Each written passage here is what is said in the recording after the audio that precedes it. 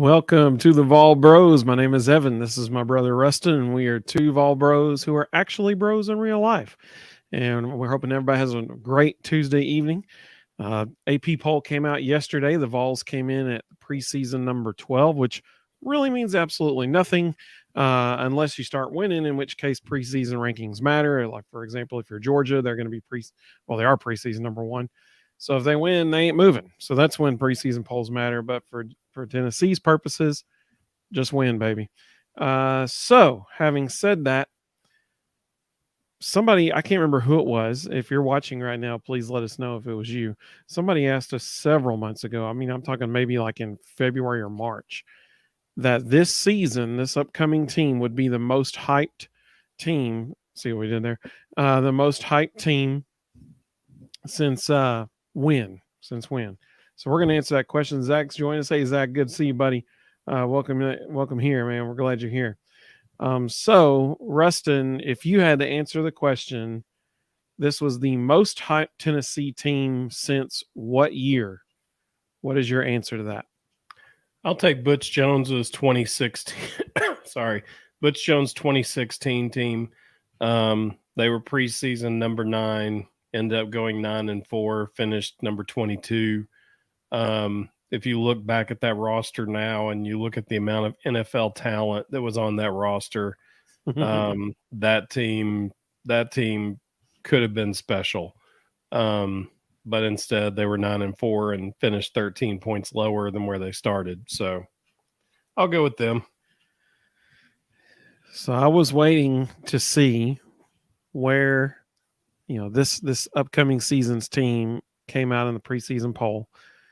And so when I saw that, I went back and we did not give each other who we were thinking about naming what team before this, but I immediately thought of the 2016 team.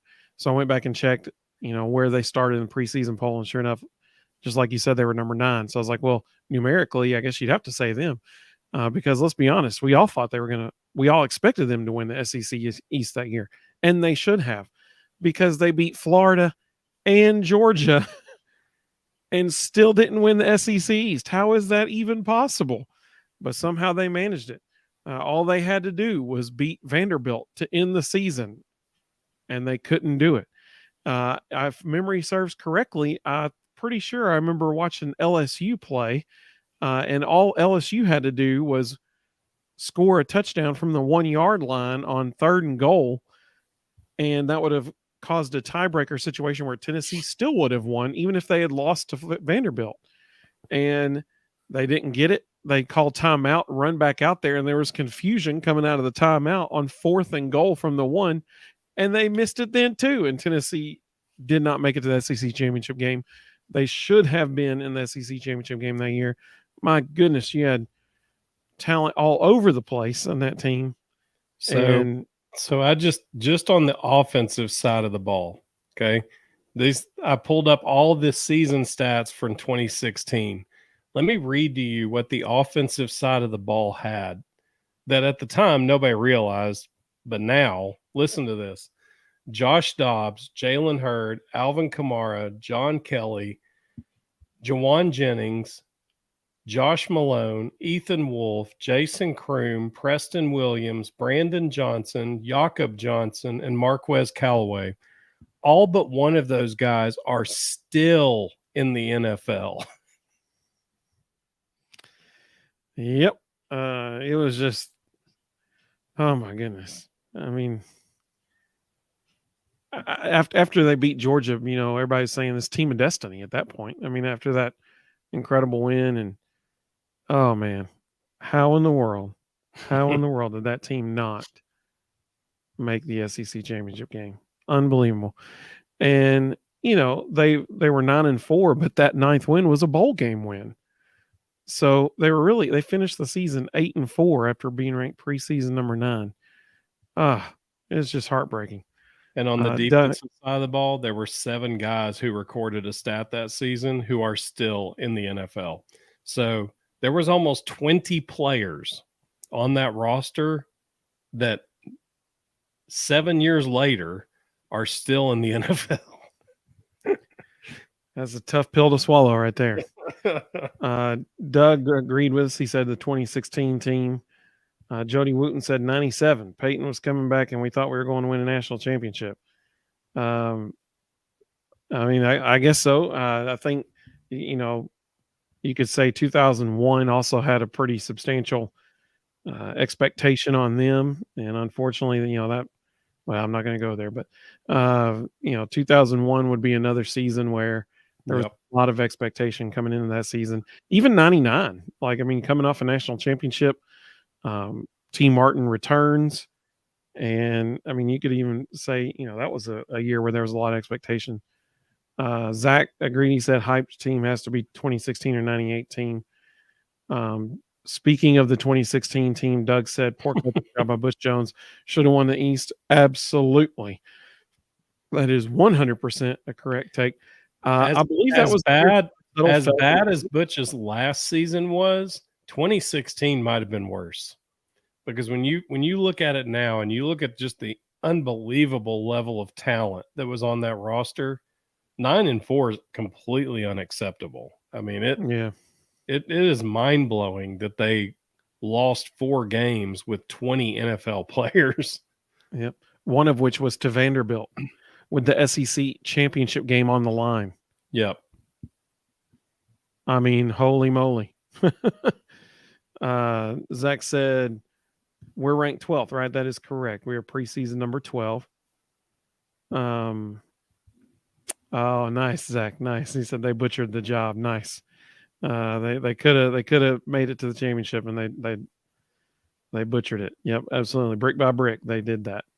That brought memories of that commercial where he's smoothing out the bricks on the mailbox back to my mind just then. Zach said he thinks a couple of those 2016 guys have Super Bowl rings. One of them had the NFL Rookie of the Year, Alvin Kamara. I was just looking at that. It looks like 2 of them have Super Bowl rings. I mean, it's just unbelievable what was there, and you're sitting at undefeated, having beaten Florida, having beaten Georgia.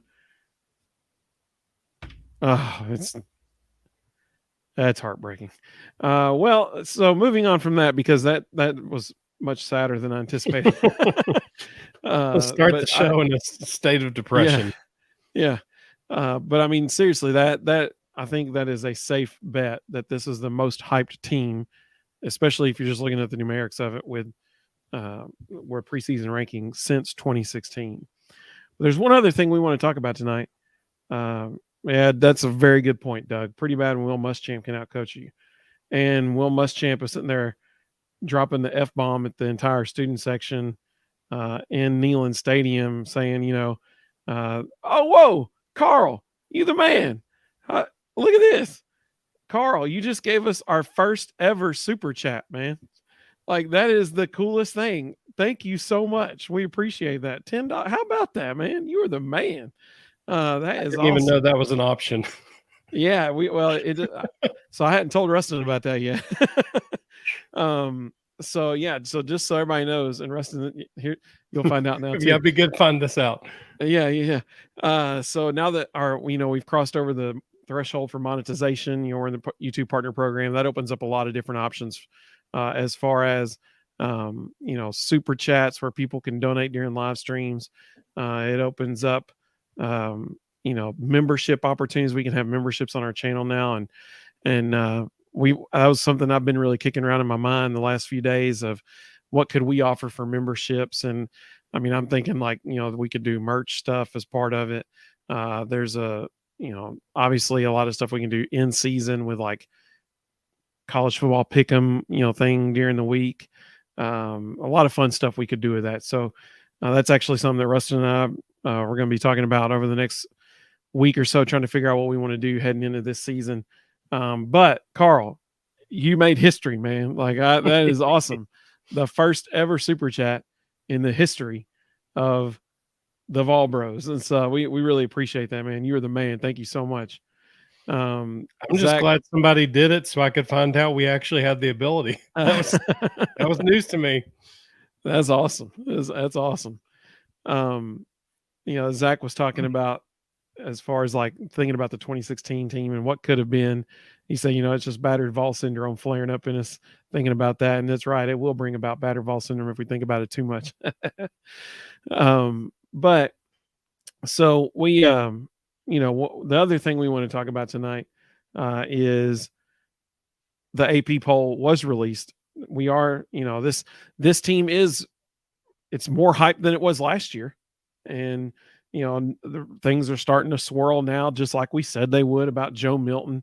You're seeing all these NFL watch list kind of thing, Twitter accounts talking about Joe Milton has potentially the strongest arm in the game and all this kind of stuff. And I mean, we said that was going to happen, and sure enough, here it comes, right? I mean, everybody knew it was going to happen.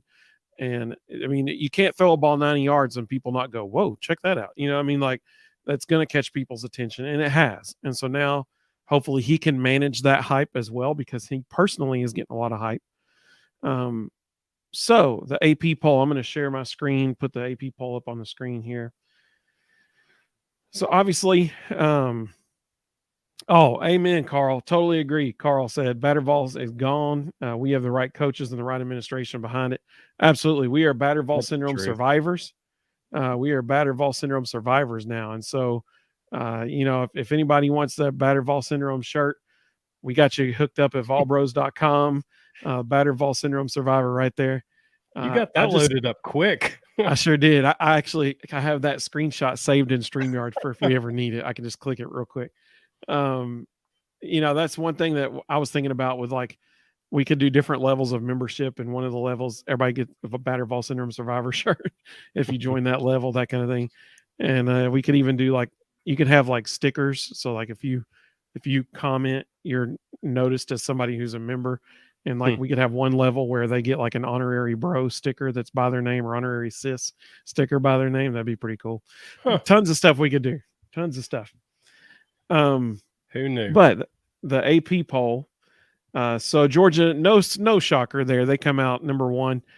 I did notice there was an article that came out yesterday about the statistical likelihood of a team three-peating, and it was very interesting. Totally unsurprisingly, it is not very likely. I think, it's going to be really interesting to see how Carson Beck handles this season. That's the bottom line for Georgia. Yep. He has to control that offense and manage that offense. So it'll be really interesting to see what happens there.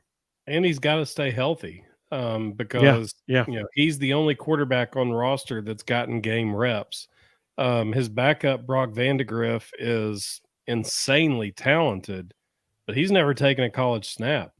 So, it'll be interesting to see if something does happen to Carson Beck. Is Brock Vandegrift ready to go do it? It's going to be fascinating to watch that unfold. Yeah, and I think that's one reason why this season's Georgia game might be a little different in Neyland Stadium, because Carson Beck has never taken a snap inside Neyland Stadium before. So that's a whole different ball game. I mean, you think about that first quarter when the fans are so pumped up and screaming and yelling, man, that's going to be really hard for him to hear. That's a whole, you can't simulate that in practice. It's a whole different thing when you step on that field. I mean, I still go back to what Oklahoma's offensive lineman said after the 2015 game. He said that was a different kind of loud. He said, like, you could feel it. It was so loud. I mean, like, that's a whole different ball game for Carson when he steps in there. Michigan, preseason number 2. Preseason number 2. I think that is 100%, well, not 100%, but primarily attributed to their offensive line. A lot of people are saying Michigan will have the best offensive line in the country this year. So, we'll see. They're also the most veteran team in America. They return more snaps than anybody else in the country. Wow. So Michigan comes in number 2, Ohio State number 3. I mean, no shocker there. Michigan, Ohio State, it's like a perennial thing to have them up there. So preseason AP polls, who knows? Like these these people are just guessing. And the first 3 weeks are the weeks when it really shuffles, because that's when everybody has their freak out moment. Somebody that they thought was going to be good loses early, and all of a sudden they jump people up 10, 12 spots and drop people down 10, 12 spots. That happened last year. Game 1, Florida played Kentucky. Kentucky was number 20 in the preseason. They beat Florida week 1, and everybody thought, oh, Mark Stoops has finally arrived, and they jumped them all the way up to number 7 by week 2.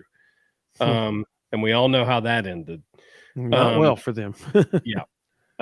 So, there will be some freak out movement where pollsters will just bump people around, but I'm not sold on Ohio State. I think they've got talent, but it's a lot of unproven talent. And I think there's some holes in their schedule. Overall, it's a really weak schedule. Yeah, I was about to say. But the teams that are good on it are, I think it lays out to where there could potentially be a couple of upsets in there. And I don't think they'll beat Michigan in Michigan. So I would not be surprised at all if this Ohio State team goes 9-3, and at the end of the year, everybody's going, wait, what happened? And with their strength of schedule, 9-3 will drop them down around 20, 21, 22, because their strength of schedule is really weak. Doug, you are the man. I appreciate it, Doug. He said, love your channel. Go Big Orange. $2. Why didn't we start doing this earlier? we just could start like last week. That was the first time we could do it. And so, you are the man, Doug. We appreciate that so much. Let's see. Some other comments came in, so we'll go with this one from Zach, because he said, "Oh heck no, Bama is ahead of us. Come on, man." And so he's right at number 4. Alabama comes in preseason number 4. And this is really interesting because, I mean, if there is a case study this season on the importance of a quarterback on a college football team, it will be Alabama, because they got dudes, I mean, all over the field. The one position where it's like, do they have a dude is at quarterback. And so we're going to see just how important the quarterback is for a college football team this season. And I think we all agree it's probably pretty important. Yeah, I think that's a Valbro understatement of the century right there. So it'll be interesting to see what happens with Alabama. Let's see here. They are really good at every other position, though. And if that quarterback can just be a good game manager, whoever wins the job, and right now it's looking like Jalen Milroe. But if that person can just manage the game, there's enough guys around him on both sides of the ball, they're going to win a lot of games. Yep. Doug said, after Carl gave the super chat, he said Carl will go down in history as the #1 Valbros fan. I love it. That's what I'm talking about. He said, fan with binoculars looking up for signs of the skyfall. Yeah, that's Bader-Vol syndrome. But hey, that's right. We're gone. Bader-Vol syndrome's gone. Doug said that, or Carl said that earlier. Our Bader-Vol syndrome's gone now. He said, Douglas, love the show, but keep missing live, sitting at airport in Tampa waiting for friends. Well, we appreciate you. Tell the good folks in Tampa airport that the Valbros said hey, and that they're sitting near a celebrity having Carl there with them, the first guy to ever give a super chat during the Valbros live stream.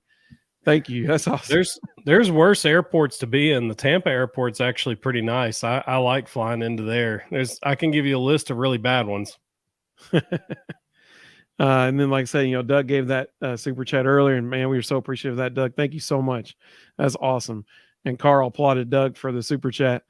Carl said, I like number 12 through number 10. Good place to start. Just winning, everything else takes care of itself. Yep. 100% agree. So that Doug is referring to Carl's referring to Tennessee's preseason ranking at number 12. He's exactly right. I mean, if you win, it's going to work itself out. Like that's the bottom line. Because Carl said they hear about the Vols in the airport whether they like it or not. I love it. I love it. Tell those Gator fans that the Vols are coming, man. They're coming to Gainesville in just a little over a month. He's not around Gator fans. He's in South Florida's backyard. He's hanging out with Coach Golish. Well, that's true. That's a good point. That's a good point. The Bulls are right down the street. Yeah, that's right. That's a good point. Zach said he's not a fan of this AP poll. So number 5 is LSU. So this is interesting because LSU is getting a ton of hype. Oh, I Yeah. just realized I didn't change the lower third on the screen. AP poll reactions. That's what we're doing now. LSU is getting a ton of hype right now. That's going to be really interesting to see like how that pans out for them. I think the opening game against Florida State is going to tell us a whole lot of what's going to happen. I saw somebody saying that LSU could, I can't remember who it was now, but it was like the bowl. I think it was like Saturday down south, and they were doing their bold predictions for the SEC for the season, and they predicted LSU to get 4 losses. Yeah. And I was like, whoa. But that's the only person I've seen like giving them, negative pub. Carl said USF ball South Annex. That's right. That's right. Having Coach Golish down there. Doug said, hate to leave early, but got an errand to run. We'll watch the replay. Looking forward to the next live stream. Go Big Orange. Hey, thanks, Doug. We appreciate it, man. You're the man. Thank you so much for joining us. Carl said LSU overhyped. I mean, that's definitely potential. Absolutely. This will be the first pollster freakout game. Whoever wins this game, this opening game between LSU and Florida State, whoever wins will immediately catapult to number 3 behind Georgia and Michigan, and whoever loses will get dropped to like 20. And the pollsters will lose their minds and say, oh well, we overhyped this one, or this one is way better than we thought. And this will be the first freak out game of the year. Well, especially if it's a blowout. Yeah. If it's a blowout, that's definitely somebody's gonna be dropping if it's a blowout. If it's close, they might stay, just outside the top 10. But if there's an undefeated team, they're not gonna, have if Florida State loses, they're not gonna have an undefeated Clemson or an undefeated, Washington that we're about to see them show up on the screen. They're not gonna have them behind Florida State. Yeah. That Carl's talking about, Alabama being on here, and we we're talking about their quarterback situation earlier. He said, that they don't have a Bryce Young back there anymore. And so, I mean, that, that's the thing. Like, if you don't have the quarterback's going to hold the ball and he's going to touch the ball every single play. So if you don't have a guy there you can trust, that's going to make great decisions. And I mean, the fact that they had to bring in Buckner from Notre Dame at Alabama potentially right now he's in 3rd place. Yep. I don't know what's got to be going through his mind right now. He left, possibly fighting for a starting job at Notre Dame to being completely out of the running. Like he's not getting any first team snaps anymore. It's solely Milroe and Ty Simpson, and Milroe's been getting the majority. USC coming in at number 6. I mean, whatever. That's going to be not that incredibly difficult of a schedule. Obviously you got the Heisman returner. So, but what's interesting about them? Like, they don't have a very difficult schedule, but the hard games they do have, they could lose every one of them. So they're just like Ohio State. They could easily go 9-3, without much weirdness happening. Like there's legitimately potentially 3 losses on their schedule. So that's another one. It'll be fascinating to see how they go. Yep. Zach said LSU, USC, FSU, Clemson, Bama, and Penn State. None of them should be ahead of Tennessee. The thing with Penn State, and they're up next on the list here, number 7. Who knows, man? Like, that's the thing with Penn State. It is, you don't know what you're going to get from year to year with them. So we'll see what happens this year. I mean, it's not a cakewalk first game, against West Virginia. So we'll see what happens. Tyler joined us. Welcome, Tyler. Carl agreed with Zach. Tyler's joining us. I appreciate you, Tyler. He said he thinks that this is the most hyped team since 2016, and we agree. He said, they're preseason 9th, coming off trouncing Northwestern, loaded talent-wise as well. All right, so that I'm glad you mentioned that bowl win on New Year's Day against Northwestern of 2016 because I saw a clip of that just the other day. It was when Evan Berry returned the no, it was Eric Berry Evan Berry. I'm getting my berries mixed up. When Evan Berry returned the interception 100 yards at the end of that game, and somebody I think I want to say it was Joe Tessitore, but I could be wrong. But whoever it was calling the game he said, in 2016 is going to be a great year for the Vols if it keeps going like this, that kind of thing. And we were all like, yeah, that's right. And then it ended up not being. But I mean, you're exactly right. That is the year. That's the year. Carl said Big Ten love and both USC and LSU are media darlings. Oh yeah, no doubt about it. Totally agree. Oh, Carl was at that game against Northwestern. Zach said it doesn't really matter though because Tennessee will take care of business. That's right, Zach. I love it, buddy. That's right. So Florida State at number 8. Who knows?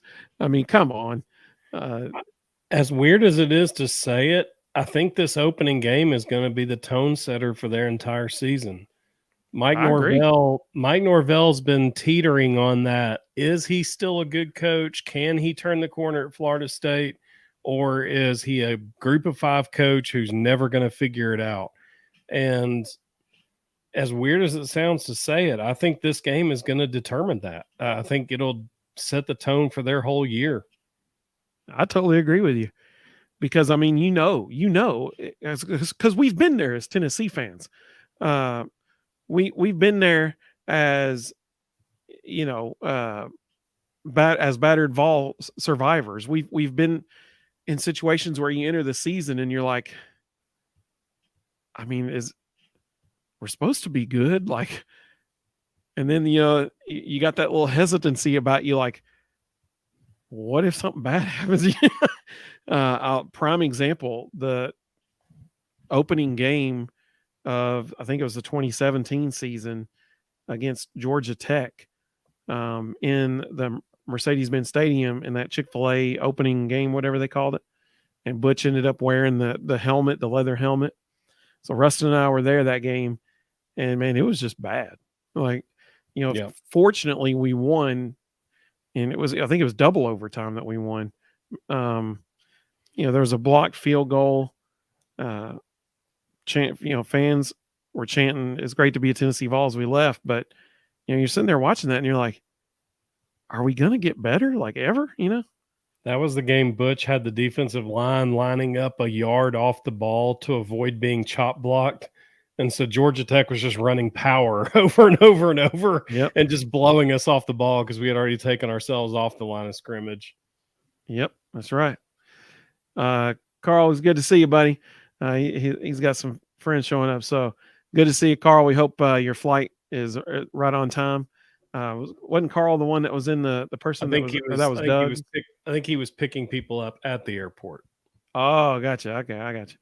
Well, it was good to have you with us, Carl. Love having you, man. Thank you so much for that super chat. We appreciate it. Let's see. Raspberry, blueberry, and black. All my berries. I got my berries mixed up. Evan Berry, Eric Berry. Let's see. Rebecca said, better to climb the rankings slow and steady than fall fast. We'll get to the top. Oh, 100%. Yes. As long as we're making progress up, I mean, absolutely. 100% agree. Let's see. Just a Man of Michigan said, I don't know if I buy into Norvell. Not impressed yet. He didn't beat a team with a winning record in conference play last year. I think that's a great analysis. And that's my thing is,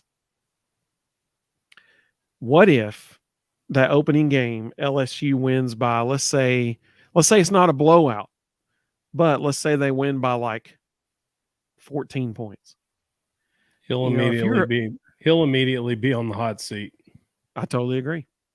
Because I mean, if you are a Florida State fan, you have, just like Just a Man in Michigan just said, you have not seen anything to any sustained success from Norvell in Florida State yet. where you can hang your hat on that, like, no, I know it's going to get better, because you don't know that if you're a Florida State fan. And so if you go into this season and you got this big time opening game against LSU, you're hopeful. You're like, yes, because we've all been there. You're hopeful, like, this could be our comeback season. And if you lose it, you're gonna be like, oh man, not again. I mean, like, that's what they're facing. Zach said, or Rebecca, we go to number 1 and crush all of our opponents. I love Zach's optimism. He's just like, you know what? Let's just go dominate. I love it. It's great. All right, we got you, Zach. We appreciate it, man. Tyler said, people seem to be writing off Florida State, but did we not all think LSU would run them out of the Superdome last year? Then what happened? I totally agree. And so, here's the question. I actually didn't. I picked Florida State in that game. And I go back to what I was saying earlier. I think the issue is Mike Norvell has never proven he can sustain success. And they're at a point in the program where they're all kind of looking at him going, it's now or never. And so I think they better show up and they better play really, really well. And if the wheels come off and LSU beats their doors in, it's going to be a long year in Tallahassee. Especially now that his backfield is getting national attention. Yep. Like that's one thing that, we've seen on ESPN and on Twitter, or excuse me, X, the artist formerly known as Twitter. That's one thing we've seen over the last, I guess you could say, less than a week. Even like national media people at ESPN were saying, this could be the most dynamic backfield in the country and all this kind of stuff. So they're getting hyped now. They're getting pub. And if you're a fan, you're expecting that to come to fruition and to pan out. If it doesn't, oh goodness, Just Made in Michigan said, you remember the turnover trash can versus Georgia Tech and Bears? Yes, we do. So where we were sitting, we were behind the Tennessee sideline, and we had a perfect view of them slam dunk. Actually, somebody missed a dunk into the trash can at that game. That was embarrassing. I remember random fans around us going, why do they have a garbage can? Yep. So the Clemson comes in at number 9. I mean, we should all expect that because it's Clemson, and the media has recency bias. So, I mean, they're used to putting them up there, so they're going to get put up there. ESPN's preparing everybody for 12 games of showing Cade Klubnik's parents in the stands. Yes, absolutely. Just get used to it. Absolutely. 100%. Zach said, Russ, even though LSU is a sorry team, they can beat Florida State. We'll see. Sure. They might this year. They absolutely can, but who knows? I think both of those teams have a lot to prove. This is the one I have an issue with. Yeah, I agree. So, I mean, if you're in, if you're a Husky, if you're a Washington fan, you got to be super pumped with the top 10 preseason ranking. I mean, that's got to feel great. Kudos to Penix Jr. I mean, that's a huge honor to them. But if you go back and you look at the rest of the list that we just looked at up to this point, and even the next several, these are all based on what they saw last year, that kind of thing. And yes, Washington had a better year that last year, but to put them in preseason top 10, man, that's some serious expectations on Washington. What do you think about that? Jerry thought it was pretty good. I think Washington's going to finish 8-4. I think when you look at their schedule, there's 4 games on there: Oregon, Southern Cal, Utah, and at Oregon State, that I think they lose. And so I don't understand. Michael Penix is a great player. For those of you who don't remember, he was actually a backup at Tennessee for a season. Michael Penix is a great player, but one guy isn't going to do it. And I don't see a roster of guys that are overly impressive. And honestly, I don't understand this one at all. I don't understand the media fascination with them. The other thing that blows my mind, we've got 5 Pac-12 teams in the top 25, none of which are UCLA, who, if you ask the coaches around the Pac-12, UCLA is the team they're all most concerned about, and they all think UCLA can win the conference. But the AP didn't even put them in the top 25. So, again, it's going to shake up a lot over the first 3 or 4 weeks. I think we'll see UCLA in there really fast. Washington will win probably their first 4, but I wouldn't be shocked at all if they went 3-1. They've got to travel to Michigan State. Who knows? Michigan State could sneak up on them. I don't absolutely. get it. I don't get it. Just a man in Michigan said they're like Kentucky. Quarterback and skill positions are good. Rest of the roster is lackluster.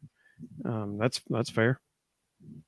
Zach, speaking about Clemson, said, they're ranked ahead of Tennessee, even though we beat them in this calendar year. Yep. And so that's a good point. Texas coming in. We've said this one before. When was the last time Texas won 10 games? Yeah. I'm trying to remember that. The day, don't you? 2005. It's been 18 years. I was thinking 07. Yep. It's been 18 years since Texas won 10 games, yet we continue to put them in the top 15. Yep. Tyler got it. He said 2005. Zach said 18 more days and Tennessee can shut up all the haters. Let's see here.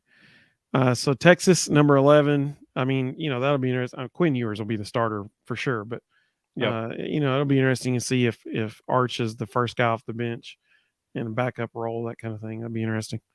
The good guys, the Vols, coming in at number 12 on the preseason top 25. I mean, hey, that's great, man. Let's go show some folks. Let's go start the season. Yep. I got my dates backwards. It was 2009. Just a minute, Michigan, Texas was in the championship versus Bama in 2009. That's right. Yep. So, Tennessee, here's the thing. I mean, they start the season really, really well, beat South Carolina, beat Texas A&M, and go to Tuscaloosa undefeated. If you do that, talk about a marquee matchup, third Saturday in October in Tuscaloosa. Yep. That'll be a huge, huge game. And so that should be Tennessee's perspective going into this season. Man, that could be, they will quickly ascend those numbers if they go into Tuscaloosa undefeated.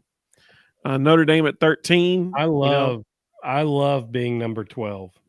And I love it for 2 reasons. Number one, it's easy to, as Rebecca said, to incrementally work your way up and still kind of stay in the periphery.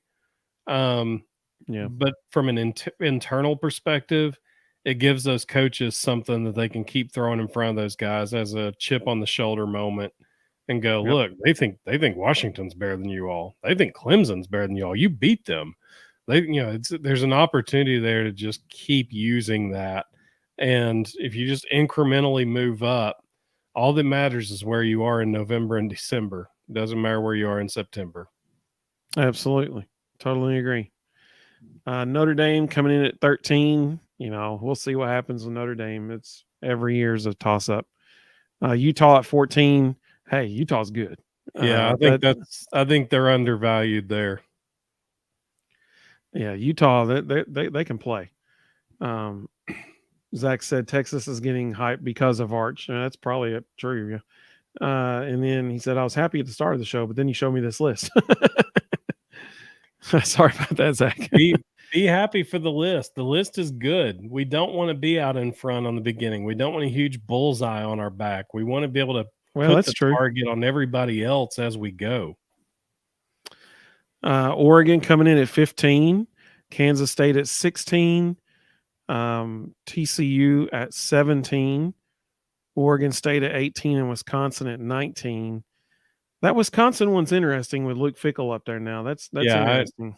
I think all of those are accurate, and people better not sleep on Wisconsin because Luke Fickell's a really good coach, and they've got good roster up there. Their roster's deep. It's got some talent. He's a blue collar guy. He does well with kids that like to be blue collar, punch you in the mouth, 3 yards in a cloud of dust kind of guys. I think he's going to thrive in Wisconsin. Kudos to Oregon State for showing up in the preseason 25. That's pretty good. It's very interesting that TCU is preseason 17. They lost a lot. They lost a ton, absolutely. But we'll see what ends up happening there. One other thing, I can't remember if it was Missouri or if it was Mississippi State. I think it was Missouri who plays Kansas State near the beginning of the season this year. It's Missouri. And man, there were Missouri fans when we did our SEC, preview for each team. There were Missouri fans who were talking about how they're going to beat Kansas State, and I'm like, no, you're not. It was unreal, man, unreal. Just a Man in Michigan said, Notre Dame, the team that lost to Marshall and Stanford. I get they have talent, but they looked like a poorly coached team when I watched them. Even in the bowl game, their quarterback threw 2 dumb pick sixes. Yeah, I mean, at some point, they have to live up to the hype to continue getting the hype, right? And they're having to onboard a new offensive coordinator. So, there's always a learning curve when you make that kind of change. So this is an interesting one here. Oklahoma coming in at number 20. I wonder when the last time Oklahoma was actually that low in the preseason top 25. They got a lot to prove, no doubt. Their quarterback's on the all-name team. That was, anytime you got General Booty as your quarterback, you got the all-name team guy there. North Carolina. Okay, so here's my bold prediction about this. They're not going to be 21 when after the first few weeks. They're going to. You want to talk about a team that's going to move up this list? It's going to be North Carolina, because I think they're going to beat South Carolina. In Charlotte, it's a neutral site game. I think they're going to beat them. To start the season, Drake May, Duke can play. I mean, like that's the bottom line. Duke can flat out play, and so, I think North Carolina will end up moving up this list. I think Ole Miss probably will move up this list some too. Who knows about Texas A&M? There's no telling what they'll do. They might be at each other's throats. I saw a stat the other day that was fascinating about Texas A&M. Some group went and took all the recruiting rankings from the last 4 years and tallied them up by roster. Texas A&M by talent and recruiting rankings is the number 2 team in America. So that's interesting. I think this is a AP pollsters going, can Bobby Petrino finally use the talent? Because if he can, I mean, according to the rankings, they should be one of the most talented teams in the country. So just yesterday, Bobby Petrino was named to the Broyles watch list, Broyles Award watch list. I mean, who knows? Who knows what's going to happen? They could tear it up. They could just come out and just be unstoppable with their offense and everything, or they could be at each other's throats by week 3. I mean, it's going to be fascinating to watch that whole situation down there. Yep. Tulane coming. Go ahead. Oh, you're just saying that? Yes. Tulane coming in at number 24. So here's the thing. When Tulane wears those all blue, powder blue uniforms with the helmet with that logo on the side of it, dude, that's pretty cool. We'll see what kind of year they have, but those uniforms, those are pretty slick uniforms. And then Iowa at number 25, which is really, really funny. They ain't going to stay in the top 25. All that tells you is there's a bunch of AP voters in the Midwest. Yep. There's no way Iowa will stay in the top. With as much stuff they got distracting them right now in their program, there's no way they're going to stay in the top 25. Well, even Tulane's not going to be in the top 25. They lost a lot. They lost a ton of their top producers. They're a 7-5, 8-4 team. They're not a top 25 team. That's just fantasy holdover from last year. But anybody could look at their roster and go, "There's not a whole lot of production here anymore." Yeah, agreed. Zach made a good question. He said, I know TCU got blown out in the Natty, but how are they 17? Because that's fair. And I mean, really, it's just because they lost what's his face, wide receiver, and their quarterback. I can't think of the wide receiver's name right now. Robinson? I can't remember. But they lost all of their offensive production essentially. Yeah. But even so, I agree. I mean, it's shocking that a team would drop that far after losing a national championship game. You drop all the way to 17. It's a lot of times the media would just keep him at least in the top 10, just as like throwing him a bone situation. Just a man in Michigan said, kind of like Mississippi State, Wisconsin changing their identity could bite them this year. Whoa, I like that take. That's good right there.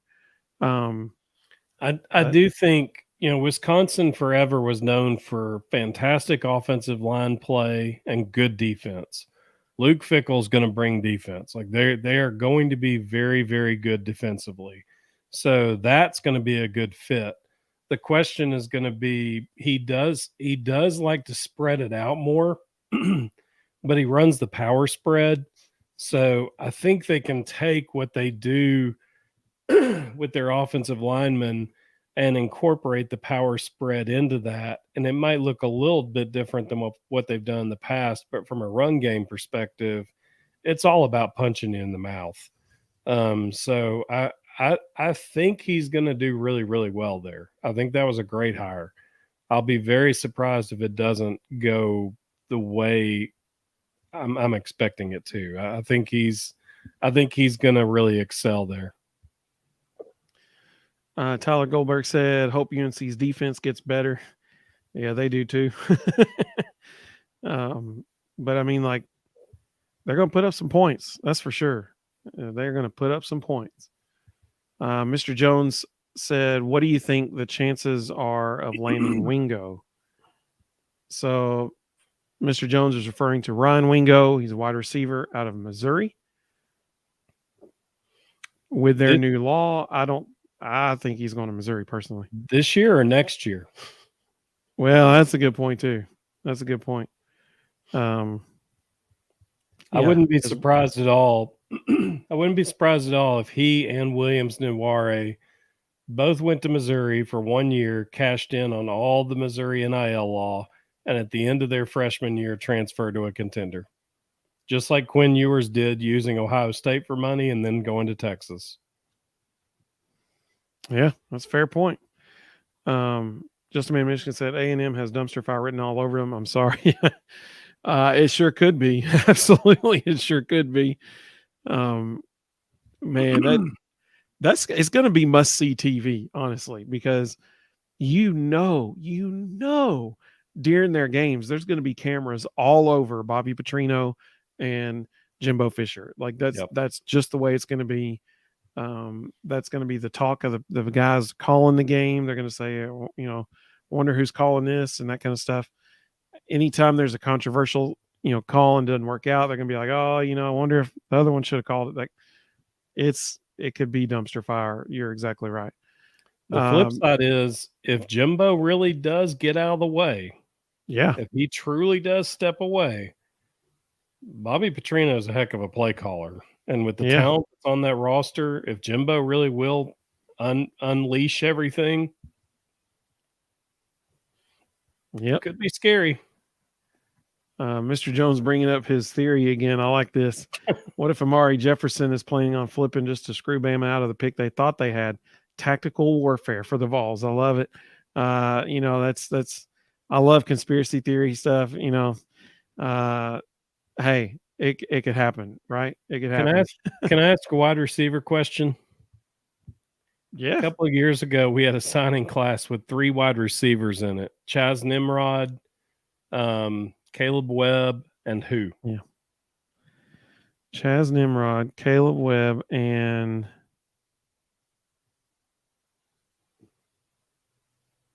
oh gosh. I can't remember. Okay, you know why? Because sometimes kids don't pan out. We all know who Chaz Nimrod and Caleb Webb are, but nobody ever talks about whoever that third kid was because he didn't pan out. Um, you know, just because a kid decides not to go to Tennessee doesn't mean that the ones we got aren't going to be fine and aren't going to play well. It also doesn't mean that that kid's going to go to Alabama and ever step foot on the field, because until they get there and they do it live while the bullets are flying, there's a lot of great high school players that never amount to anything in college. There's a lot of good high school players who end up being studs in college.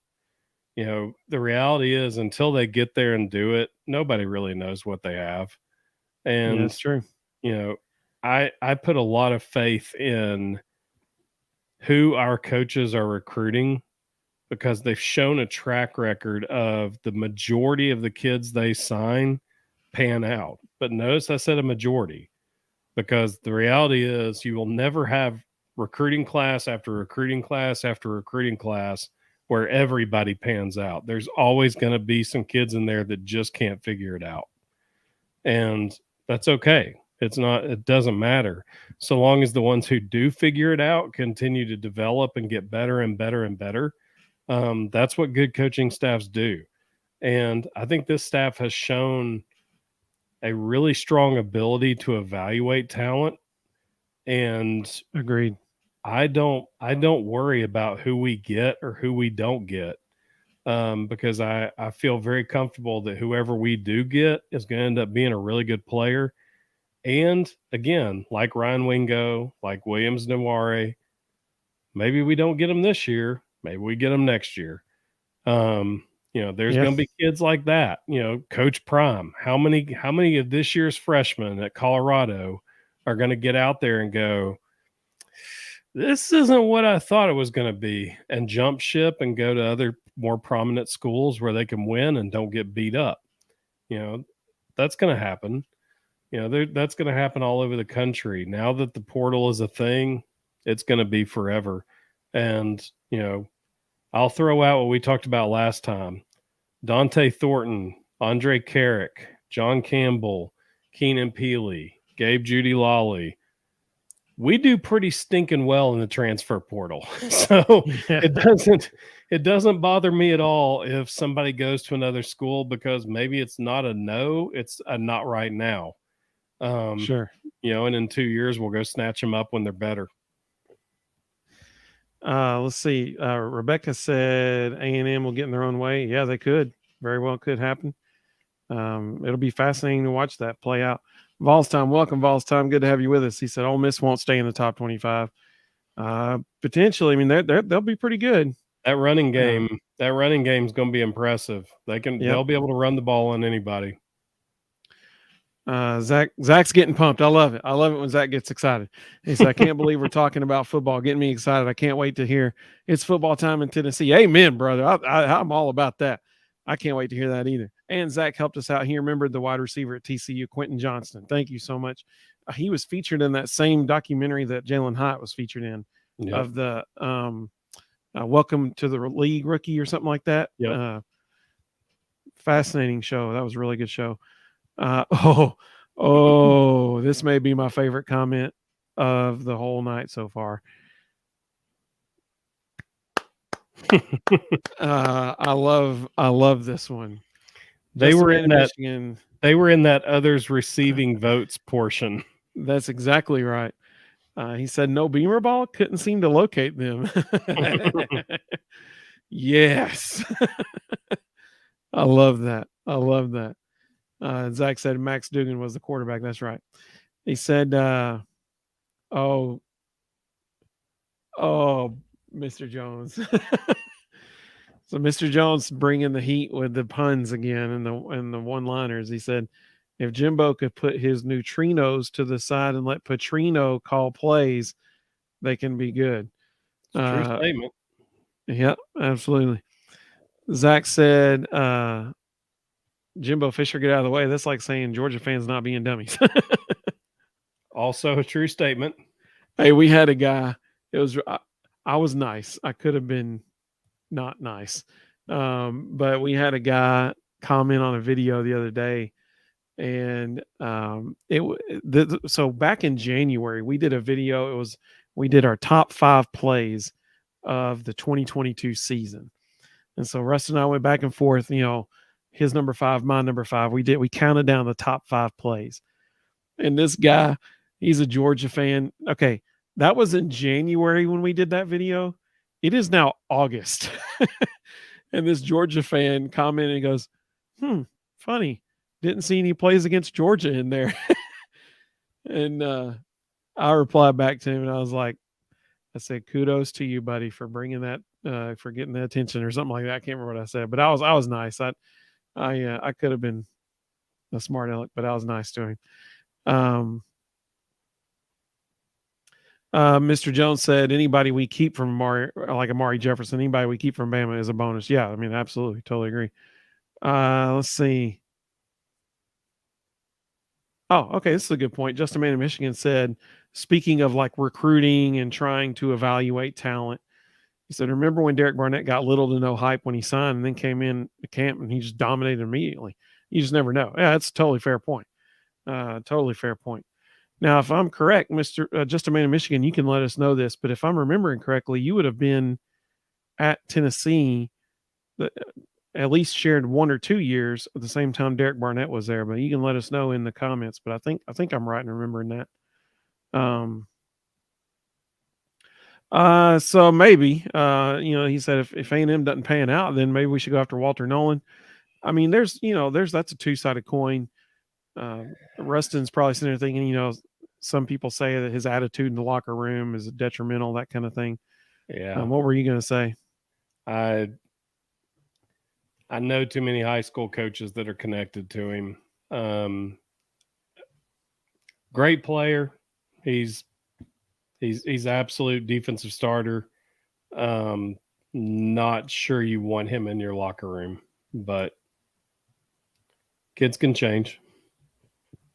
Volstein makes a very good point here. A Georgia being, and really the reason that this is an important point is because of the AP poll that we just looked at.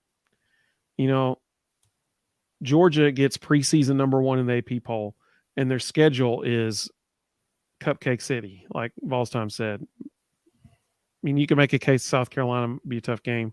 Coming to Neyland is by far their toughest game on their schedule.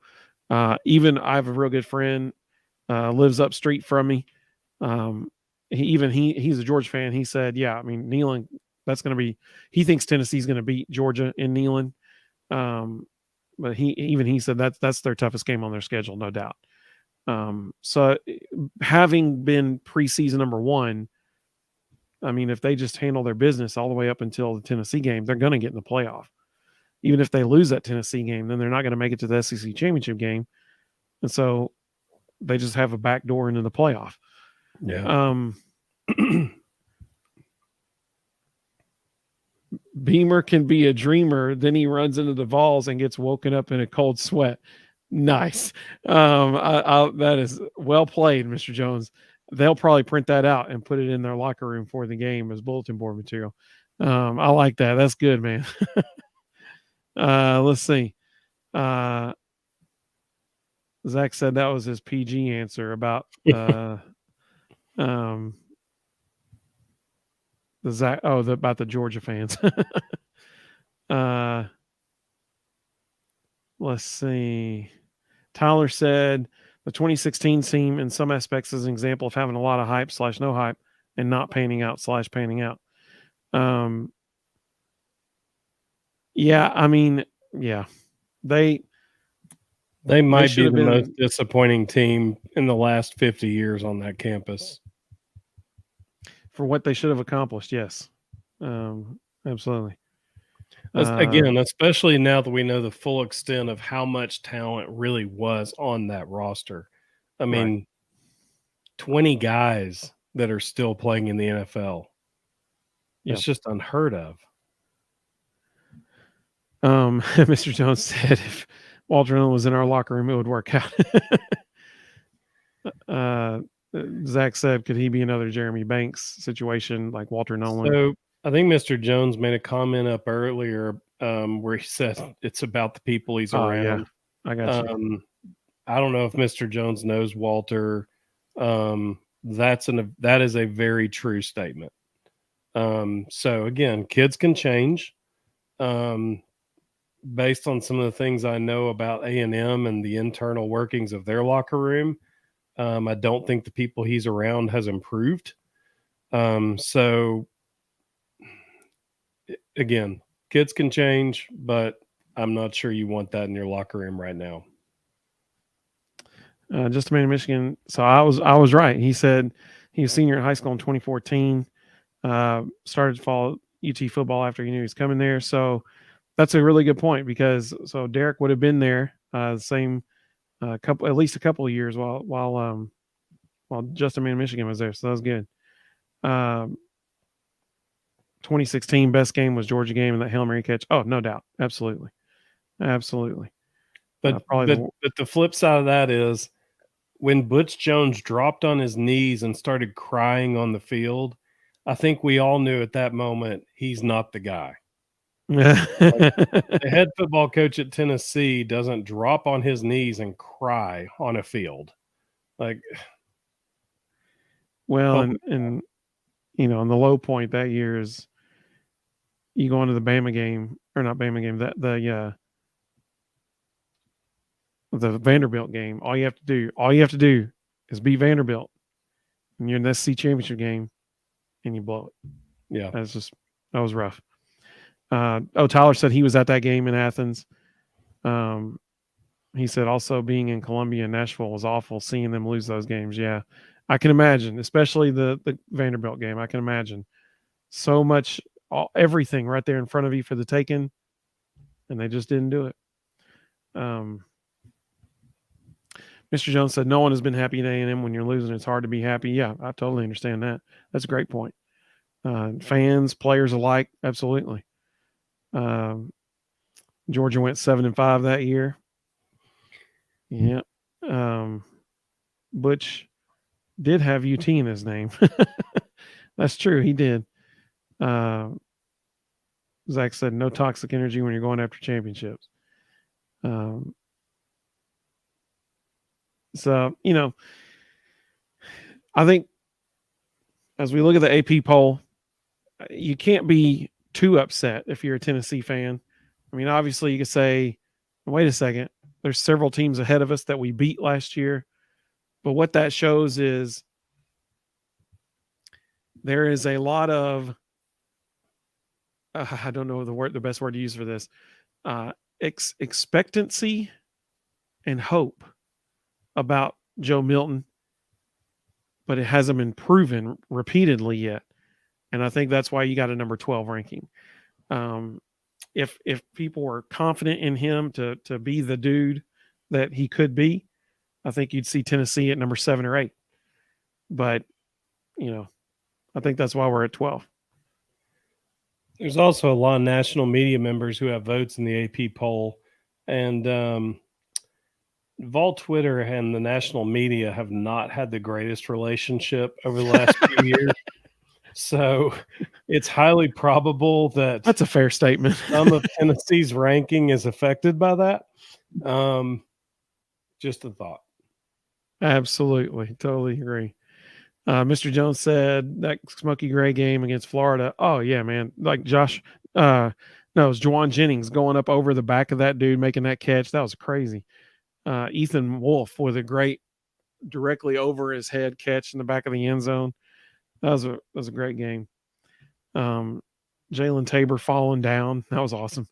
And Juwan Jennings making the catch down the sideline. That was the duck pulling the truck game. That's a deep cut reference. The Georgia or the Florida player saying, can a duck pull a truck? I have a shirt that was printed after that game where it was Josh Dobbs and I think Juwan Jennings and somebody else in a truck with a duck pulling it. That was fun times. And then he said, followed up by that Hail Mary at Georgia. Tyler said, Tennessee's in a great position ranking-wise for having only had one truly successful season as of late. 12 is perfectly reasonable. Yep. I think that's a totally fair take. Absolutely. I totally agree. 100%. It's a really good perspective on it.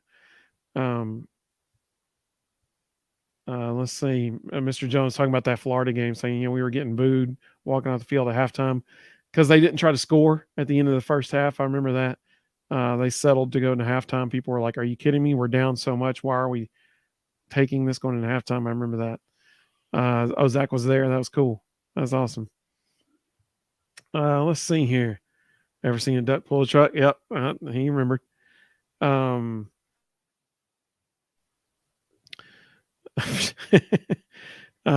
Just a Man in Michigan said, off topic, Tennessee hasn't had a first team all SEC corner since Jason Allen in 2004. Hey, now that's a good question. He said Vandy has a more recent one. Why has Tennessee consistently struggled to recruit and develop that position? Wow, that is a phenomenal question. It's a good question. So somebody's already chiming in. Volstheim said Jordan Matthews is impressing coaches.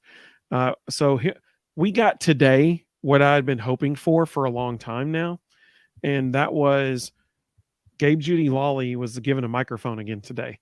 After practice, they had Coach Martinez and a bunch of defensive backs, a whole bunch of them. Interestingly, Jalen McCullough was not one of them. I thought that was interesting. But Gabe Judy Lawley was. That's the first time we've gotten to hear him since before the fall started. And people were asking him, what he thought about some of the younger guys. And just like Volstheim said, he mentioned Jordan Matthews. He mentioned Christian Conyer.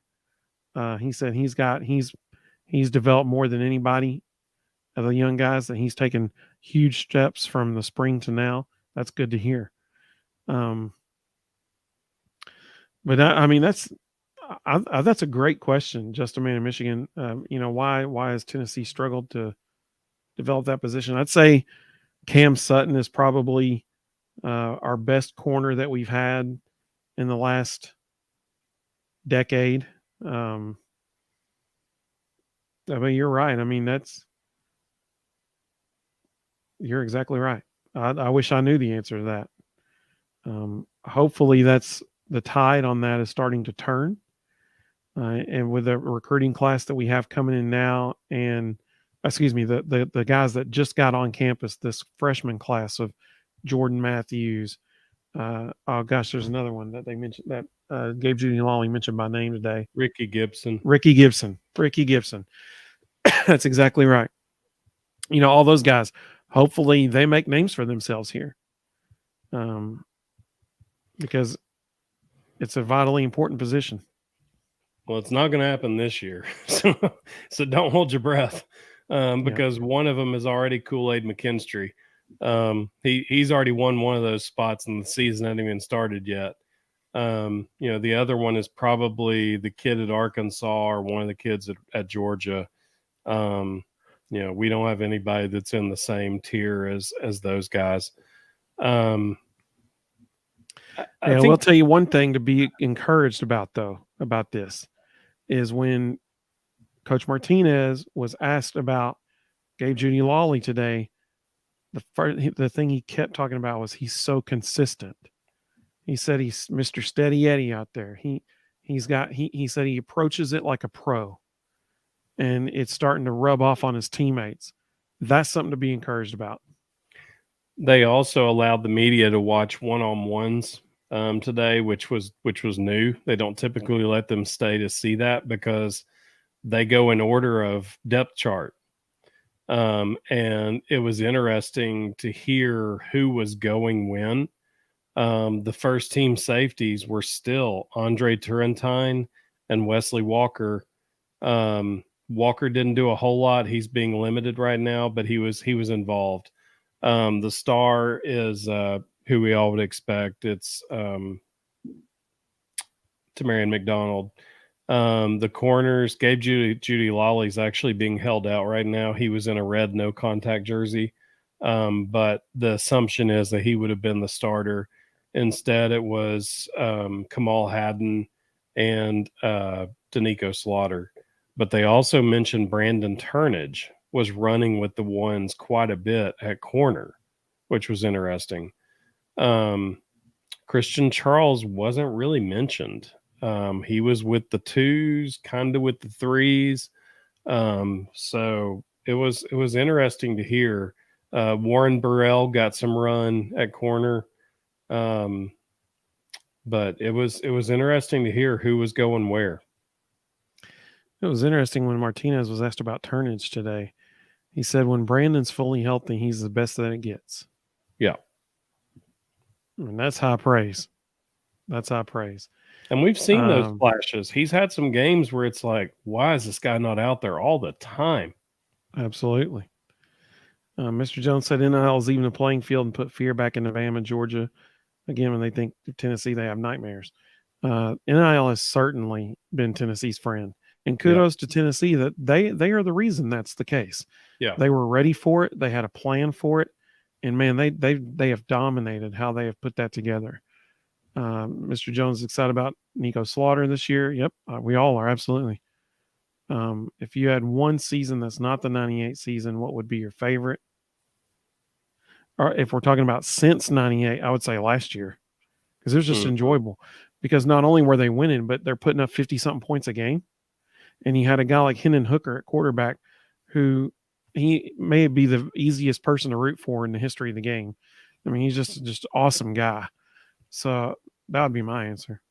I would say the same thing. And I would also add, you can feel pride.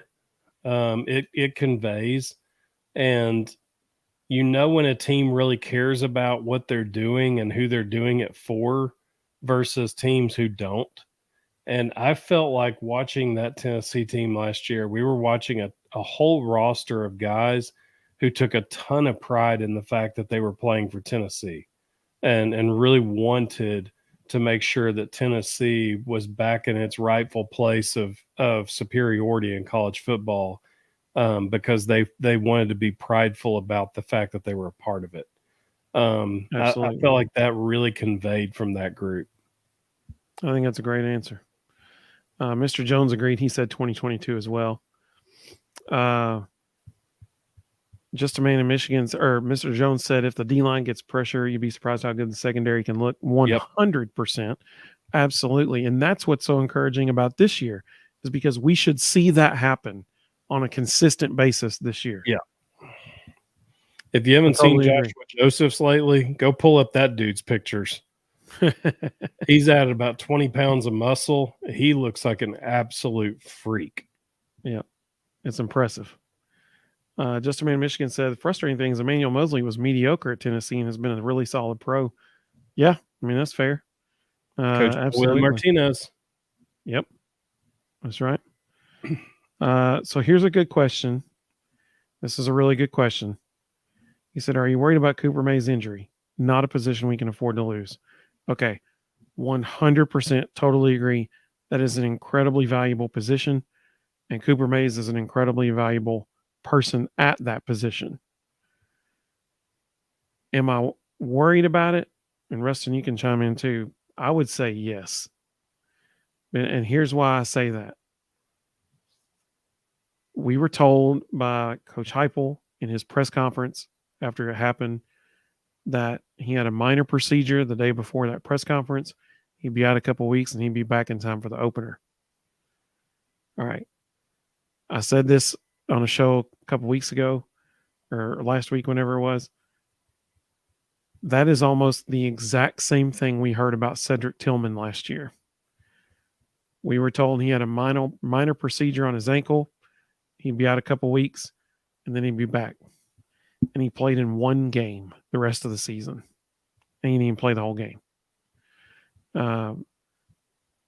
That's so, yeah. I mean, fool me once, shame on you. Fool me twice, strike three, as Michael Scott would say. That it's just eerily similar, unfortunately. So I hope I'm totally wrong. I hope I'm really wrong, and I hope he's totally fine. If he is able to play, I hope it's not an injury that's like a nagging injury that just kind of lingers all season long. I hope he's able to get fully healthy.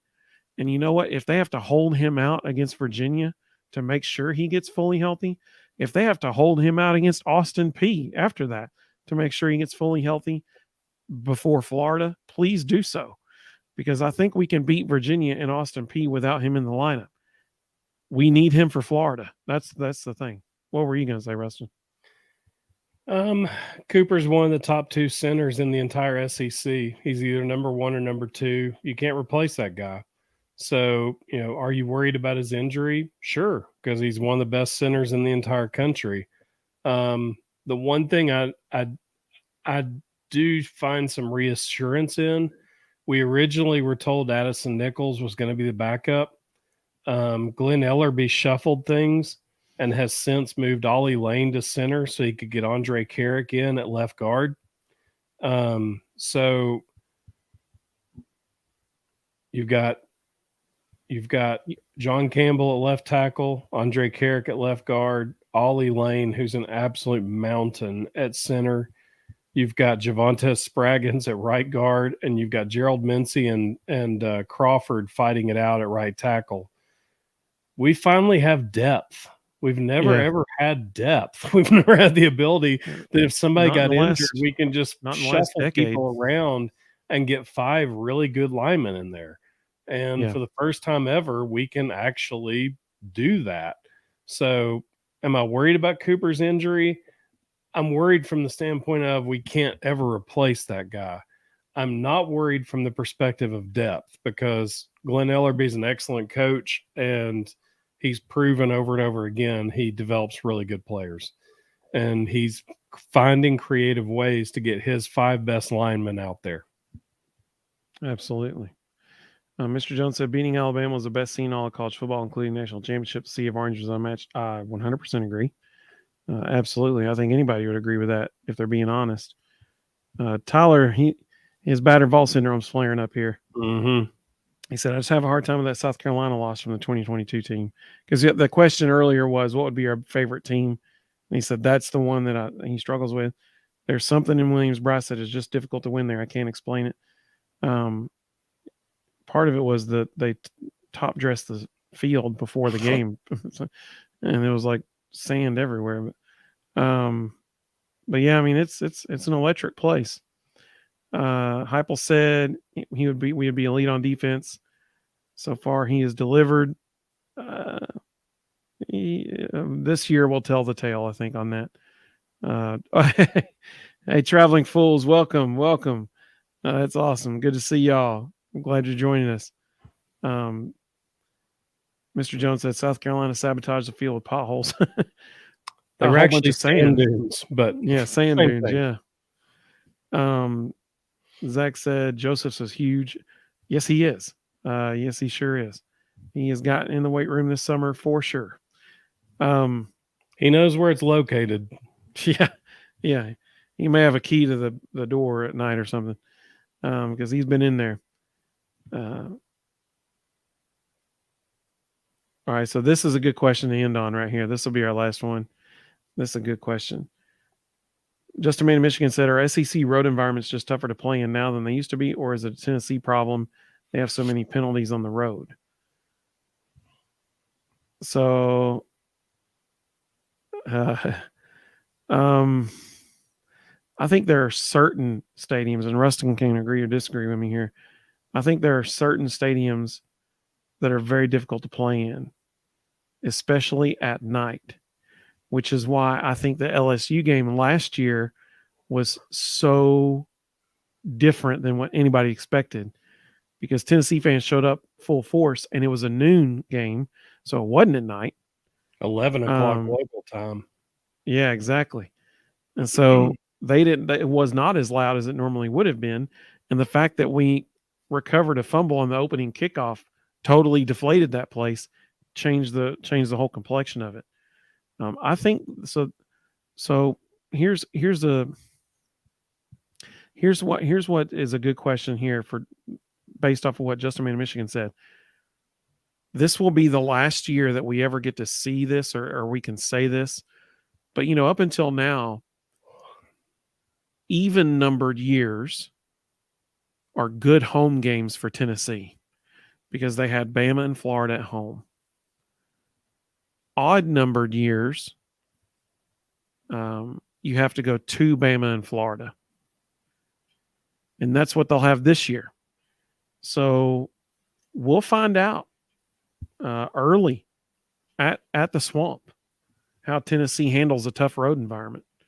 We're going to find out. So this question will be answered very soon, because a month from now, actually, because week 3, we're going to know. We're going to know how this team in particular handles that. I was watching, actually earlier today, I was watching the Clemson game, the Orange Bowl. And there was one series, and I think it was the end of the first quarter, where we had like 2 or 3 false starts. But, that was a neutral site. So, I mean, we'll see. We'll see how it goes. Were you just missing Cade Klubnik's parents decide to throw that up just to rehash exactly that relationship? I felt like I knew him, and then I hadn't seen him in a while, so I should check on him. They were still there, by the way. They were there. Mm-hmm. Zach said we're still having trouble. I think it is environment. I think even if you look at the worst teams in the SEC, remove Vanderbilt because that's not real.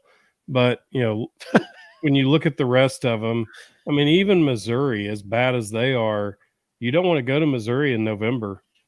It's a miserable place to play a game, and it's the weather creates a weird home field advantage. Mississippi State, even on the years when they're terrible, you still got to go down there and listen to those cowbells ring for 48 minutes or 60 minutes. And, it's just at some point it just starts wearing on you.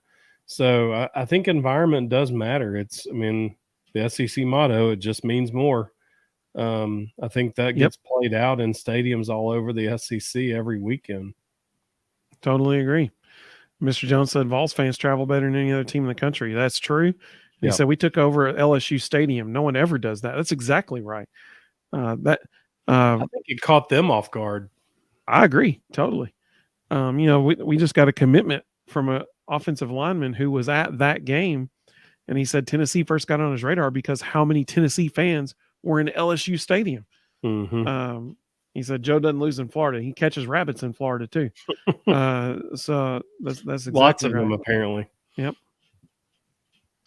Tyler makes a good point. So this will be a double-edged sword here, in my opinion. Florida will be hurting after a loss to the Utes. I agree. I totally believe Utah is going to beat Florida. It will be interesting to see how they respond to that, because listen, Napier knows, man. Like, he knows they have to beat Tennessee. If they don't, all of a sudden they're looking at a long, long season ahead of them. So he's going to be okay. Last year in Neyland Stadium, Napier punted like maybe twice the whole game and went for it on 4th down over and over and over and over because he knew he had to keep up with their offense. And that was at Neyland when the crowd was loud and that kind of stuff. Man, I don't even know if he'll punt a single time in the Swamp this year, because he'll have the crowd on his side. They won't be loud when he's trying to call plays. So he's going to be pulling out every possible thing he can do to beat Tennessee in that game. I think Tennessee wins, but I don't think it's going to be a runaway by any means. Let's see. Zach said, good night, guys. After tonight, 17 days. Amen, brother.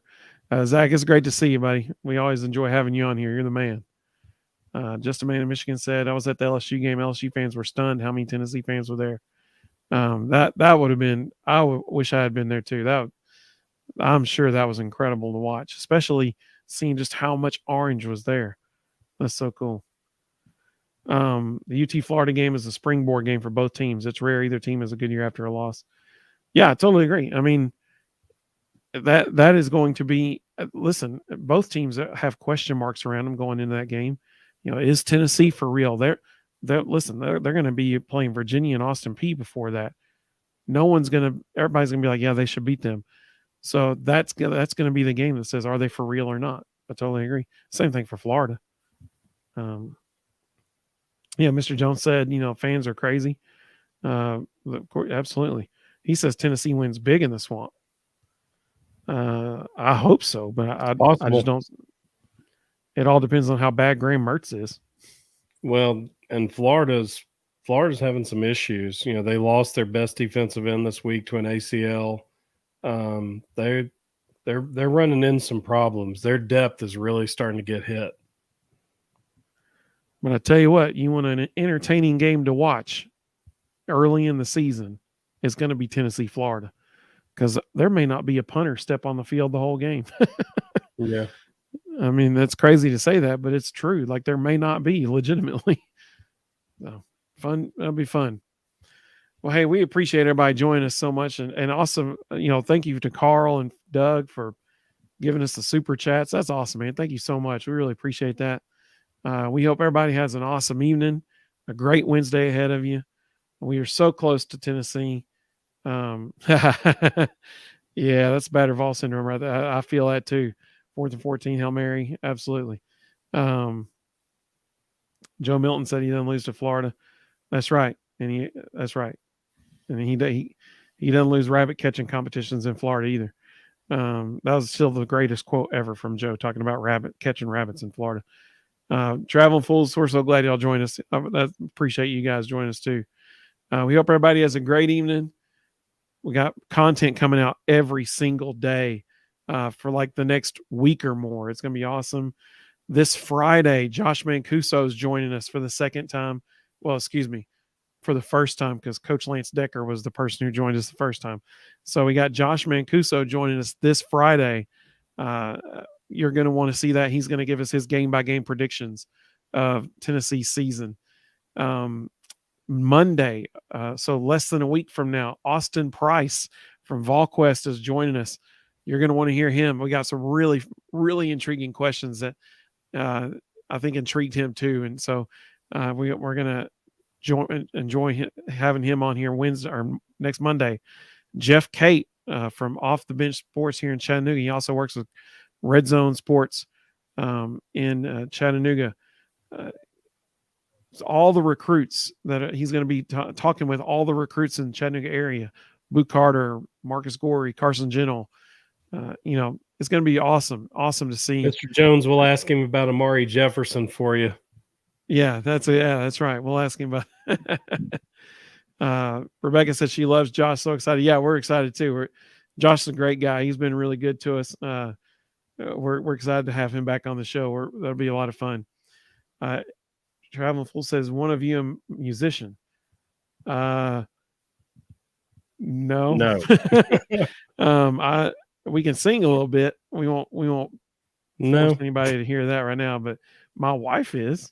She's a musician. But I appreciate you asking. That's cool. Mr. Jones said fried gator cooked live on the field. I love it. But we appreciate everybody joining us. It's so cool to see like Traveling Fools joining us. That's so cool because they joined us from another channel. That was so cool. But we're so happy everybody got with us tonight. This was a good show. It was a long show. It's fun. That's our favorite part, man, getting to talk with everybody. So, okay. They said the mics made us ask. So this is a Behringer XM 8500. That's what this microphone is. We got one for Rustin too. This is I don't know what in the world it is, but it's nice.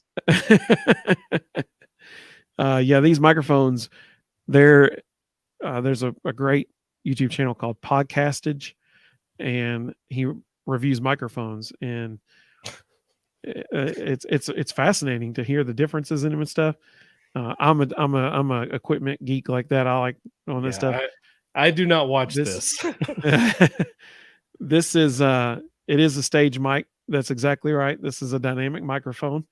And it is what that gentleman on podcast just says. It is the best value in the microphone industry today. It is a very inexpensive microphone, and it sounds just as good as some of the top of the line ones. So that's why we got it. Bang for your buck right there. I appreciate you asking that. I'm glad you asked that now. I'll talk microphones all day. We'll do a whole Volbros episode about microphones if you want to. No, we won't. That's fun stuff. All right. Well, we appreciate everybody so much, man. This has been fun. I hope everybody has a great evening. Go check out Batter Vol Syndrome shirts at thevolbros.com. They look so good. Look at that. Smoky gray. Man, that's a good looking shirt. So we will see everybody very soon. Hope everybody has a great evening. Go Vols, baby.